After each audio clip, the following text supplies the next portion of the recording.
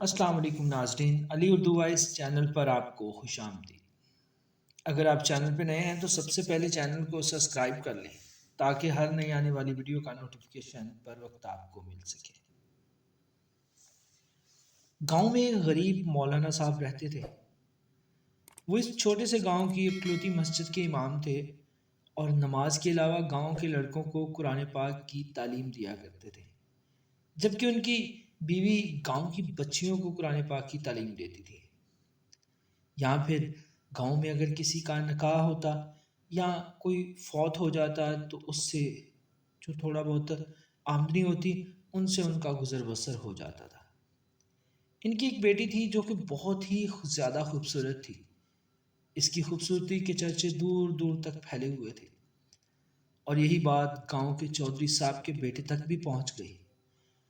اس کے کان میں بھی یہ بات پہنچی کہ مولوی کی بیٹی بہت زیادہ خوبصورت ہے۔ پھر کیا تھا، اس نے موقع کی تلاش شروع کر دی کہ کسی طرح ایک بار اس حسین لڑکی کو دیکھ لیں جس کے چرچے اس پورے گاؤں میں پھیلے ہوئے ہیں۔ وہ دیکھنا چاہتا تھا کہ آخر وہ ہے کیا بلا جس کے چرچے چاروں سو پھیلے ہوئے ہیں۔ ایک دن وہ مولوی صاحب کے گھر چلا گیا اور بہانہ بنایا کہ نگہاز وغیرہ دینے کے بہانے مولوی کی بیٹی کو دیکھ لے گا، اور اسی طرح وہ اپنے مقصد میں ایک دن کامیاب ہو گیا۔ جب امام مسجد میں نماز پڑھا رہے تھے تو اس نے گھر کے دروازے پر دستک دی۔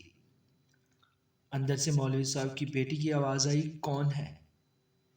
اس نے کہا اس کے پاس کچھ سامان ہے جو چودھری صاحب نے بھجوایا ہے، وہ مولانا صاحب کو دینا ہے۔ اگر مولانا صاحب گھر میں ہیں تو ان کو بتا دیں کہ یہ سامان مجھ سے لے لیں۔ لڑکی نے کہا کہ ابو تو گھر پہ نہیں ہے، آپ ایسا کریں آپ دروازے میں رکھ دیں، میں اٹھا لوں گی اور آپ جائیں۔ اس نے سامان رکھا اور وہیں ایک سائڈ پر ہو کر انتظار کرنے لگا کہ دروازہ کھلے گا، وہ سامان اٹھانے باہر تو آئے گی۔ اور پھر ایسا ہی ہوا۔ جب لڑکی نے سمجھا کہ سامان رکھنے والا واپس چلا گیا ہے تو اس نے سامان اٹھانے کے لیے دروازہ کھولا۔ جیسے ہی اس نے اپنے گھر کی دہلیز سے قدم باہر نکالا تو اس وقت وہ ایک چھوٹے سے دوپٹے میں تھی۔ اسی وقت اس لڑکے نے اسے دیکھ لیا، دیکھا ہی نہیں بلکہ وہ اسی وقت اس پر عاشق ہو گیا۔ وہ وہیں پر اپنا دل ہار بیٹھا، کیونکہ وہ تھی ہی اتنی حسین کہ آج تک کسی بھی غیر مرد نے اس کو دیکھا نہیں تھا۔ بس جو گاؤں میں چرچا تھا اس کی خوبصورتی کا، وہ بھی گاؤں کی عورتوں کی زبانی تھا۔ لڑکا گھر آیا اور ضد پکڑ لی کہ اس نے شادی کرنی ہے تو مولوی کی بیٹی سے ہی کرنی ہے۔ چودھری صاحب اس رشتے کے حق میں بالکل نہیں تھے۔ وہ نہیں چاہتے تھے کہ وہ ایک چھوٹی ذات اور کم رتبے کے بندے کے گھر اپنے بیٹی کی شادی کرے۔ انہوں نے بیٹے سے کہا کہ میں جا کر مولوی صاحب سے بات کرتا ہوں، لیکن مولوی چودھری صاحب اس کے لیے دل سے راضی نہیں تھے۔ پھر چودھری صاحب آئے اور مولوی صاحب سے کہا میرا بیٹا شراب پیتا ہے، جوا کھیلتا ہے، ہر برائی ہے اس میں اپنے بیٹے کے لیے آپ کی بیٹی کا رشتہ مانگنے آیا ہوں۔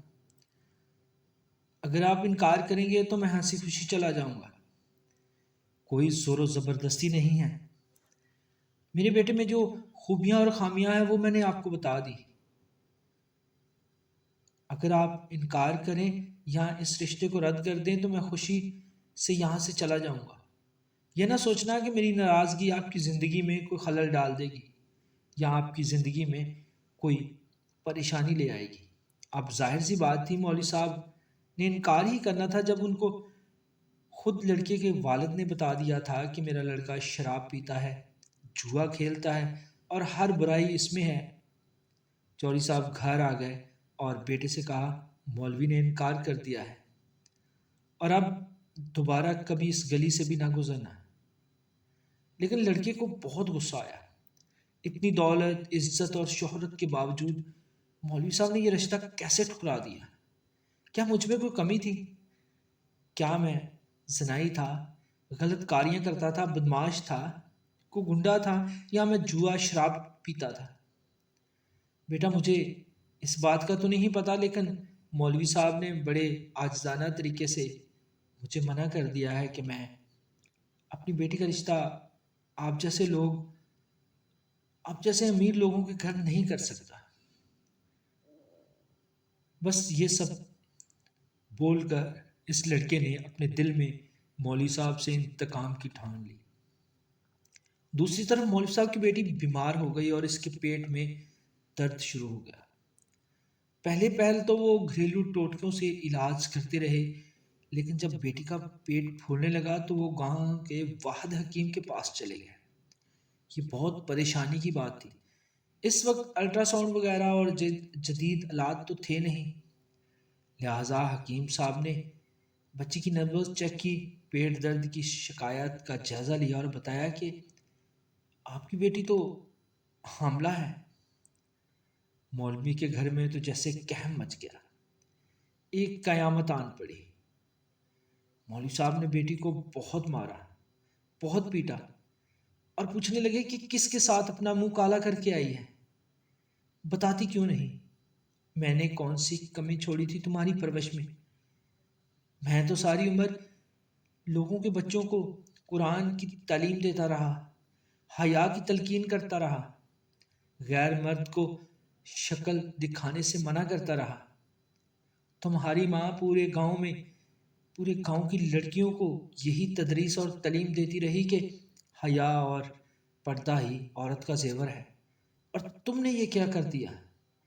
تم نے میرا منہ کالا کر دیا، تم نے مجھے کسی جگہ کا نہیں چھوڑا۔ اور یہ باتیں کر کے مولوی صاحب کمرے میں خودکشی کرنے کے لیے چلے گئے، لیکن ان کی بیٹی روئے اور پیٹے جا رہی تھی کہ بابا ایسی کوئی بات نہیں، نہ تو میں نے کسی سے آج تک منہ کالا کیا ہے اور نہ ہی کسی غیر مرد نے مجھے دیکھا ہے، میں تو کبھی گھر کی دہلیز سے باہر تک نہیں گئی۔ پھر آپ کیسا کہہ سکتے ہیں کہ میں نے کسی کے ساتھ منہ کالا کر لیا ہے؟ بابا یہ سب جھوٹ ہے۔ اور مولانا صاحب کی بیوی نے جلدی مولانا صاحب کو پکڑا کہ مولانا صاحب اس طرح کے کاموں میں دیر نہیں کی جاتی، ہوش سے کام لیں، ایسا نہ ہو کہ ہم جلدی میں کوئی ایسا قدم اٹھا بیٹھیں جو ہمارے لیے اور ہماری بیٹی کے لیے بہت نقصان دہ ہو، ایسا کوئی قدم اٹھا لیں جو ہمارے لیے منہ دکھانے کے قابل نہ ہو۔ مولوی صاحب دہاڑ کر بولے، اب کون سی کسر باقی بچ گئی ہے منہ دکھانے کی؟ میرا منہ تو کالا کر دیا ہے میری ہی بیٹی نے۔ جب وہ پیدا ہوئی تھی تو کتنی منتیں اور مرادوں سے پیدا ہوئی تھی، کتنی خوشی منائی تھی۔ جب بھی کسی کے گھر میں بیٹی پیدا ہوتی ہے تو لوگ منہ بناتے ہیں اور بیٹی کو عذاب سمجھتے ہیں۔ میں تو بیٹی کو رحمت سمجھتا تھا، اور یہی رحمت میرے لیے زحمت بن گئی۔ پر کیوں؟ میں نے اس کی پرورش میں کوئی کمی چھوڑی تھی؟ نہیں، ایسی کوئی بات نہیں تھی۔ میں نے اس کی پرورش میں کوئی کمی نہیں چھوڑی، میں نے اپنے دن رات ایک کر کے اس کی ہر خواہش پوری کی، اس کو کبھی گھر کی دہلیز سے باہر قدم نہیں رکھنے دیا، اس کی ہر ضرورت کو میں نے گھر کی دہلیز کے اندر ہی پورا کیا۔ یہی باتیں کرتے ہوئے آہستہ آہستہ رات ڈلنے لگی۔ اسی رات مولانا صاحب نے اپنی بیٹی کو قتل کرنے کی بھی کوشش کی، لیکن ماں بیچ میں آ گئی اور بچ بچاؤ ہو گیا۔ اب مولانا صاحب وہ لمحہ ڈھونڈ رہے تھے جب ان کو وہ وقت مل جائے اور وہ اپنی بیٹی کا گلا گھونٹ دیں اور اس ناجائز بچے کو بھی ختم کر دیں۔ پھر کیا تھا، اگلے دن صبح فجر کی نماز پڑھانے مولوی صاحب گھر سے نہ نکلے۔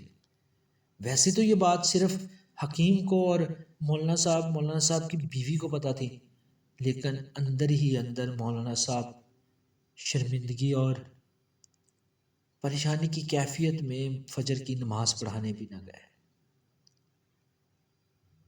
پھر کچھ دیر کے بعد دروازے پر دستک ہوئی۔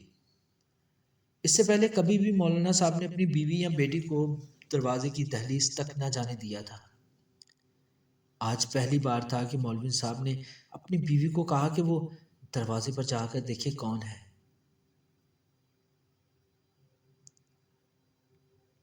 تو سامنے گاؤں کا مؤذن کھڑا تھا جو گاؤں کی مسجد میں اذان دیا کرتا تھا۔ پوچھنے آیا ہوں مولانا صاحب، آج مسجد نہیں آئے فجر کی نماز پڑھانے، خیریت تو ہے؟ بیوی نے زندگی میں پہلی بار جھوٹ بولا کہ آج مولانا صاحب کی طبیعت ٹھیک نہیں، اس وجہ سے ان کا آج جا نہ سکے نماز پڑھانے۔ لیکن اس مولانا صاحب کی بیوی کو یقین تھا کہ اس کی بیٹی بے گناہ ہے۔ وہ ان کی بیٹی بھی اس امتحان پر اللہ سے امید لگائے بیٹھی تھی کہ اب کوئی معجزہ جو اسے نہ کرتا گناہ سے نکال سکے۔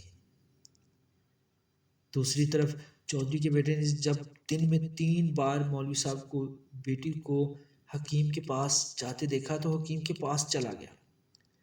تھوڑی سی رقم ادا کی تو حکیم نے ساری بات اگل دی۔ چودھری کا بیٹا واپس آیا اور گاؤں کے مراسی کو کچھ رقم دے کر سارے گاؤں میں ہر کان میں یہ اعلان کروا دیا کہ مولوی کی بیٹی بغیر نکاح کے حاملہ ہو گئی۔ پھر کیا تھا، گاؤں کی عورتیں مولوی کے گھر آنے لگی اور پوچھنے لگی ایسا کیا ہو گیا تھا کہ آپ کی بیٹی کو یہ گناہ کرنا پڑا، اس کی شادی کیوں نہ کر دی، کس کے ساتھ منہ کالا کر لیا ہے، غرض جتنے منہ اتنی باتیں۔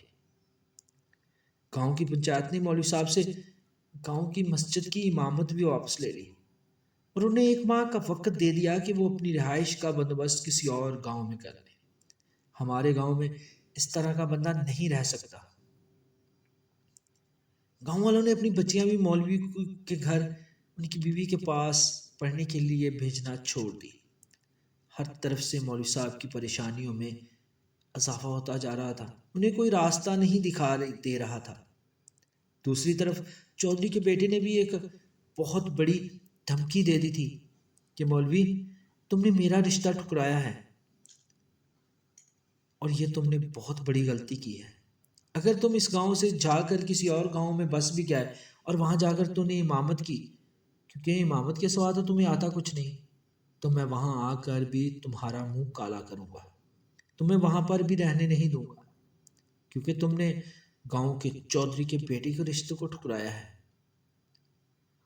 بس پھر کیا تھا، اسی دن مولوی صاحب اپنے گھر میں پریشانی کے عالم میں بیٹھے ہوئے تھے کہ دروازے پر دستک ہوئی۔ جا کر دروازہ کھولا تو ایک سامنے خوبرو نوجوان کھڑا تھا اور ساتھ ہی اندر آنے کی اجازت طلب کر رہا تھا۔ مولوی صاحب پریشانی کے عالم میں کچھ سمجھ نہ پائے کہ یہ گھر میں آنے کی اجازت کیوں مانگ رہا ہے اور یہ لڑکا کون ہے، ایک غیر مرد میرے گھر میں کیوں آئے گا۔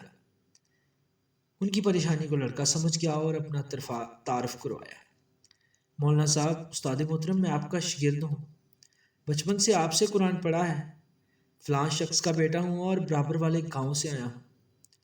مولوی صاحب نے فوری ہی اسے پہچان لیا اور اسے اندر لے آئے، بیوی اور بیٹی کو دوسرے کمرے میں بٹھا دیا۔ اس نے اپنے آنے کا مقصد بتاتے ہوئے کہا کہ اسے معلوم ہوا ہے کہ آپ کی بیٹی کے ساتھ یہ ماجرا پیش آیا ہے۔ مزید بتایا کہ وہ شہر سے ڈاکٹری کا کورس مکمل کر کے آیا اور گاؤں میں اپنا میڈیکل سٹور کھولنے کا ارادہ رکھتا ہے، لیکن آتے ہی اسے اس بات کا علم ہوا تو اسے یقین نہیں آیا کہ یہ واقعی سچ ہے، کیونکہ میں نے بچپن کے 4 سال آپ کے گھر میں گزارے ہیں۔ میں آپ کی بیٹی کو، آپ کی بیوی کو اور آپ کو بڑے اچھے طریقے سے جانتا ہوں، اور میرا دل بالکل ماننے کے لیے تیار نہیں ہے کہ آپ کی بیٹی بغیر نکاح کے حاملہ ہو گئی۔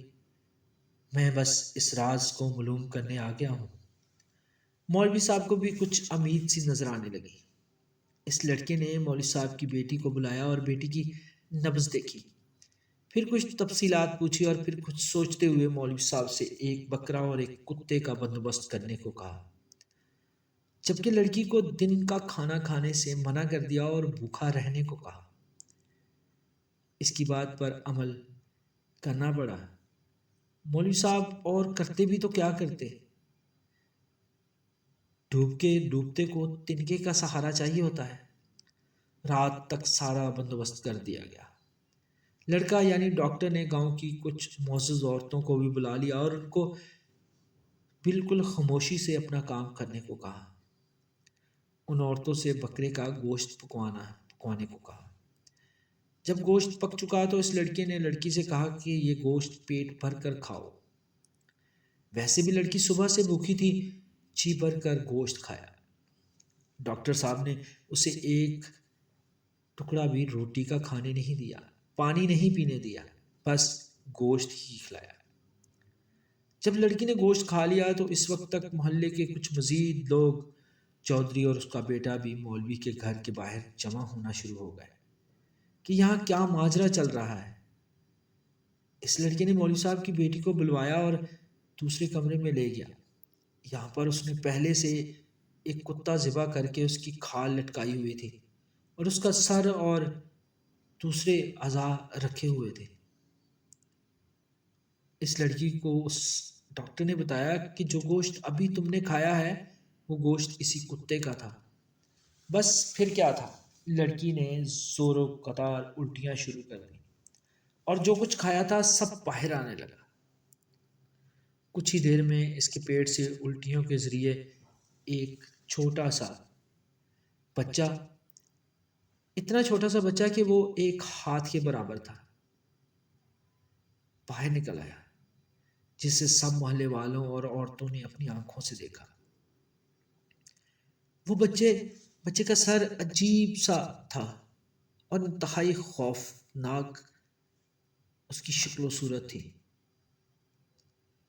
اس کے سر پر 2 سینگ تھے، جبکہ اس کے ناک اور منہ بھیڑیے کی شکل کا تھا۔ جیسے ہی وہ چھوٹا بچہ لڑکی کے جسم سے باہر آیا، لڑکی کو کچھ سکون سا محسوس ہونے لگا۔ تو وہ لڑکا کہنے لگا کہ اس لڑکی نے کسی ندی یا دریا کا پانی پیا تھا۔ اس وقت یہ بچہ، جو شاید میرے خیال میں کسی جن زادی کا ہے، بہہ کر یہاں پر آ رہا تھا اور اس کے حلق کے ذریعے پیٹ تک جا پہنچا۔ جب وہ جن زادی کا بچہ بڑا ہوا تو اسے تکلیف شروع ہو گئی۔ انفیکشن کی وجہ سے پیٹ بھی پھولنا شروع ہو گیا۔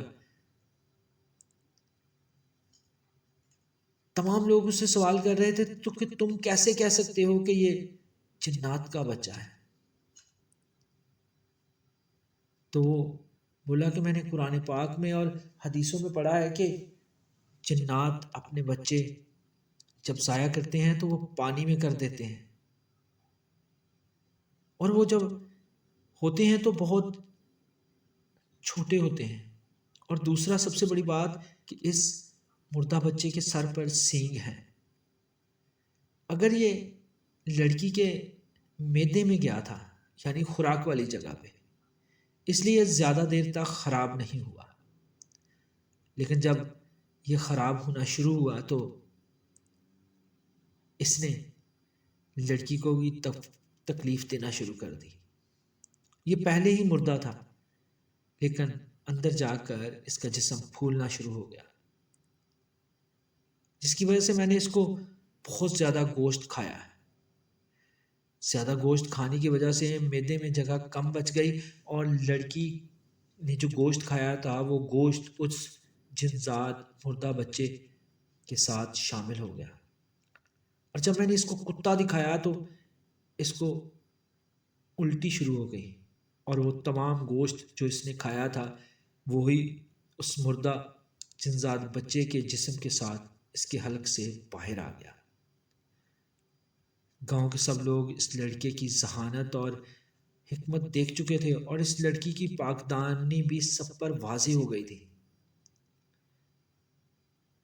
پھر کیا تھا، گاؤں کے تمام لوگوں نے مولانا صاحب سے معافی مانگی کہ مولانا صاحب ہم نے آپ کی بیٹی پر الزام لگایا، جبکہ حقیقت اس کے برعکس تھی۔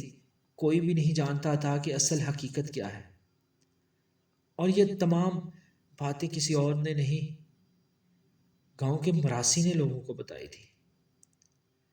پھر چودھری جو مولوی صاحب کا بہت زیادہ عزت و احترام کرتا تھا، وہ مولوی صاحب کے پاس آیا: مولانا صاحب، میرا بیٹا نہ تو زنائی ہے، نہ ہی شرابی، اور نہ ہی کسی قسم کی اس میں برائی ہے۔ میں تو بس آپ کی چھوٹی ذات دیکھ کر آپ سے رشتہ نہیں جوڑنا چاہتا تھا، لیکن میرا بیٹا آپ کی بیٹی سے بہت زیادہ محبت کرتا ہے، اور جب آپ نے انکار کیا، جو میں نے میری ہی وجہ سے ہوا تھا، کیونکہ میں نے غلط بیانی کی تھی اپنے بیٹے کے بارے میں، تو میرے بیٹے نے حکیم سے سب پوچھ کر مراسی کے ذریعے پورے گاؤں میں یہ بات پھیلا دی کہ آپ کی بیٹی حاملہ ہے، اور وہ بھی بغیر نکاح کے۔ اس لیے میں آپ سے معافی مانگتا ہوں، اس لیے میں آج آپ کی بیٹی کا اپنے بیٹے کے لیے رشتہ مانگتا ہوں۔ اسی وقت مولوی صاحب نے چودھری اور گاؤں والوں کے اصرار پر اپنی بیٹی کا نکاح چودھری کے بیٹے سے کر دیا،